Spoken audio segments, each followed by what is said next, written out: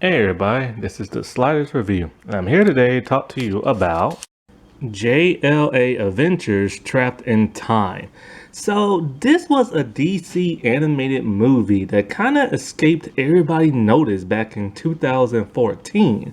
I remember one time I was researching the newer DC movies that come out because around this time Justice League War had just came out when they did their new 52 run. And so when I was researching somebody, I can't remember who it was like a superhero. And I was looking by everybody voiced by, and they all like this person voiced by such and such in this movie. I'm like, what the world are they talking about? So as I went online, I'm just like, when did this come out? So yeah, I guess like, cause here's the thing about this movie. When you look at the animation, it's pretty solid and everything. Like it has a mature vibe to it, but it also has a slight juvenile look to the face. Not that they're younger, but that it's made for a younger audience and everything. And because like around this time in DC, their movies started getting darker and darker. There was more cursing in there. There was more death and murder, like gruesome murders too. Lots of blood. And after 2014, when they get to like say like around 2000 and like 18 or so. Actually, no, a little bit before that. What was that one movie? Around 2000, yeah, actually 2014. Like, my God, what the world I'm thinking? With Batman Assault on Arkham, they that was in 2014. They started like showing like brief nudity and everything and sexual scenes in bed. And so at that point, parents were kind of like, this probably isn't for my kids and stuff, even though it's rated PG-13. So next thing you know, this movie came out of like nowhere. It's a 52 time limit on there. And apparently this came out in Targets on DVD. Now I was lucky enough to see this on YouTube when somebody uploaded it and stuff. And I gotta say, I really enjoyed this movie. It was really good. It was really solid. It was better than most of the new 52 movies that came out and stuff. Because once they started those movies, it was just too action packed and not no real good stories. And then after a while, they stopped with the whole new 52 storylines and they started having more like classic comic book storylines, but with the new 52 art style and everything. And so like, because they just weren't doing that great. Now, the interesting thing about this movie, it has a bait and switch. JLA, of course, is Justice League of America, so you think it's a Justice League movie. The Justice League is in there. However, they mostly get sidelined.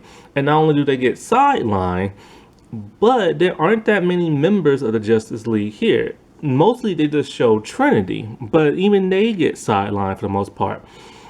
It's actually about two teenage heroes from like the what are they called? League of Superheroes. The Legion of Superheroes or something like that. And so like that was kind of like interesting. It revolved around these two characters, Karate Kid and Dawn Star. And so they're actually pretty cool. I actually had no idea who they were. I briefly saw them in like other DC property type stuff, but it's like a hit and miss, like, like blinking you'll miss them kind of thing, you know what I'm saying? And so they never really been explored. And so now they finally got their dues and everything. And they was like, really, really cool. Now, Karate Kid is voiced by Dante Bosco, who plays Zuko in Avatar: Last Airbender. And Laura Bailey, she voiced Dawn Star. And, I like how they did this. I like how they introduced new characters. It made them really interesting. They messed up and they have to correct their problems and stuff. And so, but the sad thing is the Justice League do get like, sidelined and stuff. For the fact of the matter is that they show up and they barely say much. And like even Batman barely like Batman actually doesn't hog like the spotlight like he does in everything else, which was a good thing. Because I thought, wow, fans got kind of tired of that. So when it comes to the animation, like I said before, it has that mature, like, animated style, but something in their face looks like it's intended for that of kids. And even more so it's intended for kids is when they start adding like dumb humorous stuff. Like, okay, this revolves around time travel, and it revolves around Lex Luthor wanting to prevent Superman from becoming Superman as a baby. So he sends a couple of the Legion of Doom back in time to kidnap baby Kal-El from the Kents and everything. And it's the way it happens, like Solomon Grundy and Cheetah dress up as a married couple and is all like, "Oh, you found my baby."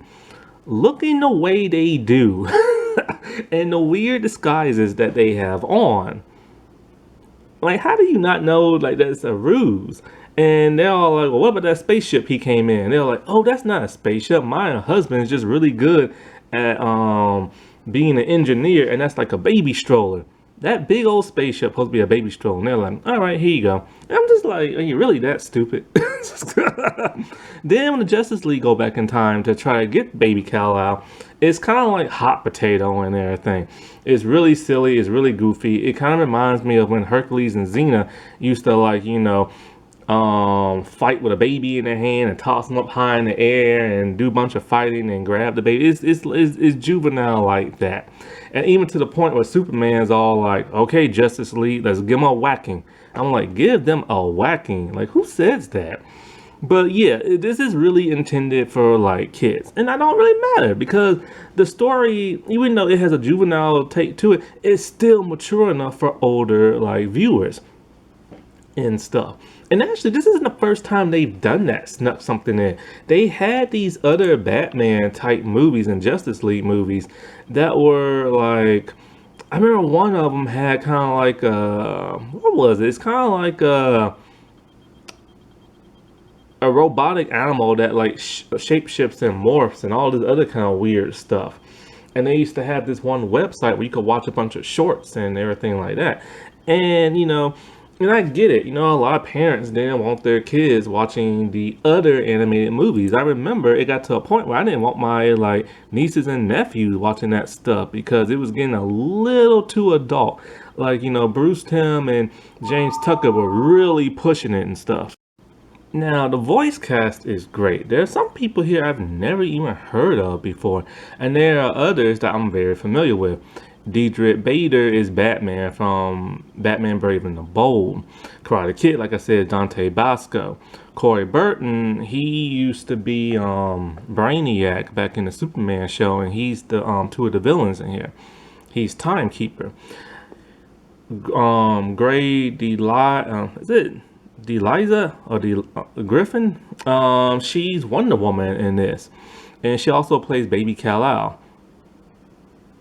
Leslie, I think that's how you say her name. And so, and a bunch of other people here, like that I just didn't even realize was in this movie that's actually in it. But people like Superman, like I've never even heard of them. Like Peter Jessup, I don't know who he is, but he was Superman, but he was a really good Superman. Now their faces do look a little weird at times. Like Superman's face looks kind of off at times, but it's fine. Like you get used to it. And so basically, what this is about is like the Justice League is in our time, and well, modern time from whenever 2014 was, the present day, and they're fighting the Legion of Doom. And so, but the thing about the Legion of Doom, for some reason they're using some type of cryogenic like ray from a satellite and everything to do something with the polar ice caps and everything. They wanted to like expand it, but the land that they're doing it on, they actually own that. And they saw like, so nobody should be able to like arrest us. Well, here comes the Justice League. They don't care. And this even has Robin in it. Robin, you know how Robin used to hang with Batman with the Justice League back in the day? Well, he's doing that here. Now, the Robin they use, I'm not sure which one it is. They never say. Judging by his bratty attitude and how pissy he is, it might be Jason Todd. Jason's popularity really started to rise around this time. And so, like, I just think it might be Jason. I don't think it's Dick. Dick's isn't this like arrogant and bratty. Like this dude is pissy and stuff like that. And so like, you know, they're fighting one another and they're kicking each other. But however, Flash really disappoints me in this. He's getting his butt whooped by Grodd. He's getting his butt whooped like a lot. I mean badly too. So they're barely able to defeat the Legion of Doom, but they are able to. And everything.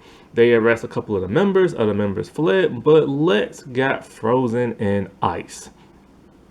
And so, but they think he's like dead. But he's actually frozen in ice. And so nearly 1,000 years has passed. And we get Dawnstar and Karate Kid. And Karate Kid is very arrogant, very like bossy, doesn't like to take rules, doesn't like to listen. He's very like he thinks he's better than like everybody. And the thing is, he wants to join the Legion of Superheroes and stuff, but they won't let him or like Dawnstar do it. And so he's just like being brazen, like, why won't they accept us? We're great. I'm like one of the best fighters there is, and blah, blah, blah. So they're in the museum and they see a statue of Superman, a golden statue, you know, where he holds up that eagle and stuff like that. And so then they find the villain section and they see Lex Luthor frozen in a block of ice. Nobody thawed him out and stuff. And so like, he's all like, oh, I could whoop on him anytime of the day and blah, blah, blah. So then he's all like, because see, the thing about Karate Kid, he can see the weak points and stuff and he can break it. And so he's all like, oh, I bet I can break this ice. And so she's trying to tell him to stop, but he doesn't anyway. But then he stops within like an inch of the ice. He's all like, see, I've been practicing, man. Like I can like stop myself from actually hitting the target. And so he's all proud of himself and they walk away.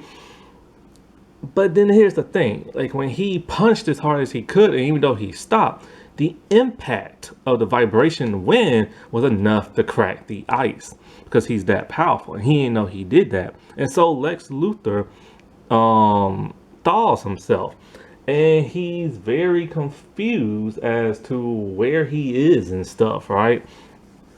And so at some point in time, he realizes that, you know, he's in the future and this and that. I think they tell him or something like that. No. What happened was he saw the statue of Superman and the holographic thing came on and it started telling him everything about Superman, even his true identity and who raised him as a kid, the Kents. So Lex is very shocked to find out that Clark Kent is Superman. So then he goes around the rest of the displays and he sees like this type of hourglass thing, the entity glass, and it belongs to Time Trapper. So he frees him and now he has to do everything Lex says, kind of like a genie and everything. And there's even like a collar around his neck and a leash. Well, the two kids, they see this and they see that, you know, he's gone back in time, the time portal, so they go back to find him. So when Lex is back into the past, he finds the rest of the Legion and everything. And apparently a lot of them fled when they thought he died. But like Bizarro and Grundy stayed. So he's pissed and he reforms the rest of the group with a couple of people missing. And so like he's gonna use Time Trapper to literally go back in time and steal baby Kal and everything. Well, at this point in time, the Dawnstar and Karate Kid, they're trying to find, like, you know, the Justice League headquarters. So when they get in a taxi cab, the dude kind of suspects they're superheroes because of the wings Dawnstar has. Now, she is human, but was born on an alien planet. Basically, like the Native Americans got rounded up and taken to an alien planet, and somehow she has like these magical wings. She has the ability to track stuff and ability to emit light and bless stuff. That's like from the show or the movie and in the comics and stuff. Not sure how she got her wings and stuff, but she did. And so because of that, he takes them to Justice League headquarters. The League is gone, but Robin's there doing monitor duty. The moment he sees them like enter, he's pissed and he just starts attacking them with his staff. And he's whooping on both of them. And so like not even Karate Kid can stop Robin. I mean, this Robin is pissed. So the rest of the League comes and then they tell, what's going on. Wonder Woman doesn't necessarily believe them, so she used the lasso on them. And so, like, now that they know they're telling the truth, now they're going to look for, like, the Legion and, like, Lex and all this other stuff. So they split up and basically half of them go fight the Legion and the other ones go back in time. And so this is when Grundy and Cheetah, are like pretending to get baby Kal, and then they do, and then the League shows up, and so they fight the Legion, and they're still kind of getting their butts kicked, but it's really silly, goofy. Well, Flash decides to steal baby Kal and get him to the Kents. When they look at him, shocker, Toy Man has changed, has swapped like the baby with a doll and everything. So in the future, as they're fighting, Time Trapper tells them that, it is done. I must now erase Superman from history. And Superman just like disappears. And he's all like, without Superman, there was no Justice League to be formed. So he erased them from time. Now they have different, like, he's altered time. So it's not like they're dead or non-existent. They have different courses in life. So Dawnstar and Karate Kid realize, oh crap, dude, we screwed up. So they have to fix everything. And this is what I like, like they're young heroes who are not part of a team for whatever reason they wasn't good enough. And so they literally have to fix all of time and everything. And so they come up with an idea. The Lex that thawed out in the future, he would never thaw out if they could only find him. So she uses her tracking ability and she finds him. But then the rest of the members of the Legion finds them too. So they have to fight them. And I love it how they're able to whoop on like the Legion of Doom and everything.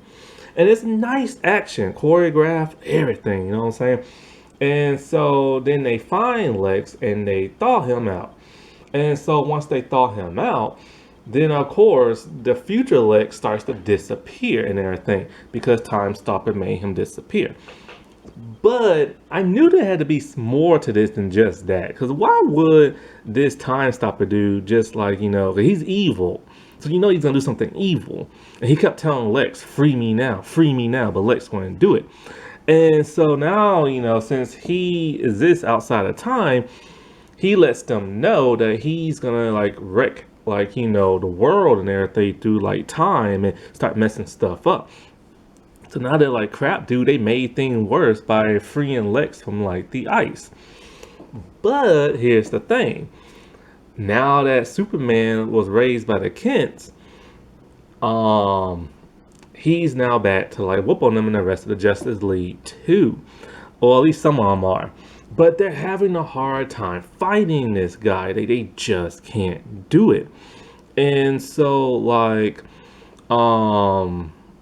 Dawnstar's all Karate Kid, look for his weak point so we can blast that. But he can't find nothing. The dude is nothing but dark matter. But then he realizes something. If it's dark matter, light should be able to affect it. And since Dawnstar can emit light, she should be able to weaken him and stuff. So she hits the light show and then boom, he's defeated and everything. And then they go back in their time, not before the Justice League's all y'all should join us or y'all ever want to come back, look us up and stuff like that. And they love that. They because they finally feel like they're true heroes now and people are willing to accept them into their group. So they go back to the future.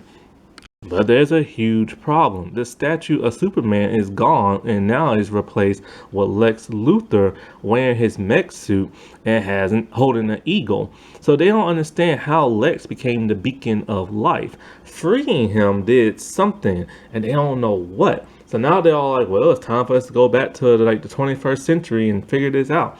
And so they're happy because not only they get to whoop more bad guys, but they get to hang out with the Justice League. And it ends, and that's the problem. This ended on a cliffhanger. There was never a follow-up to this movie. I don't know if it just didn't rate well or not that many movies were bought, but for whatever reason they never made a follow-up to this, and it's quite a shame. Now this is on HBO Max and it is on DVD. However, trying to find a brand new copy is a bit hard. There aren't that many left. Mostly just used copies and stuff, but there are a couple of new ones left over. Alrighty, well, I'll talk to y'all later. Bye.